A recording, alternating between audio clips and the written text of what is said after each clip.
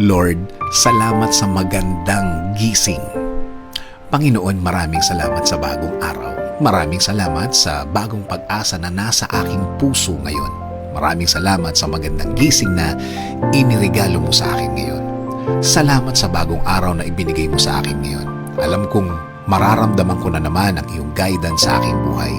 Maraming salamat sa mga instructions na natanggap ko sa aking puso.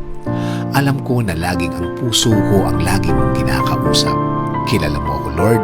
Alam mo kung ano ang laman ng aking puso at isipan. Hiling ko po sa inyo na lagi niyo po itong lagyan ng magagandang bagay para sa isang tahimik na araw. Alam ko din, Lord, na patuloy mo akong aalagaan. Tulad ng mga nakaraang mga araw na nagdaan kung saan naramdaman ko ang iyong pag-aalaga na bahagi ng iyong pagmamahal sa akin. Salamat din, Lord, dahil babantayan at bibigyan mo ng pag-aalaga at proteksyon ang lahat ng miyembro ng aking pamilya sa lahat ng oras at sa lahat ng araw. Oo, may mga problema din akong mararanasan pero sa blessings niyo pa rin ako magfo-focus hanggang sa matapos ang aking araw ngayon.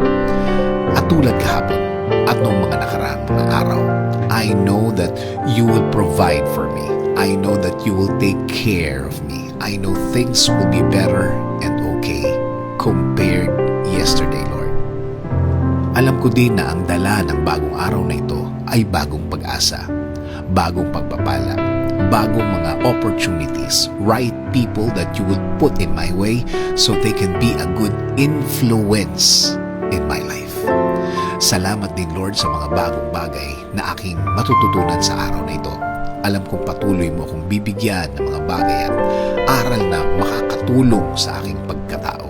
Kaya, Lord, thank you sa magandang plano mo para sa akin, para sa aking buhay at buhay ng aking pamilya.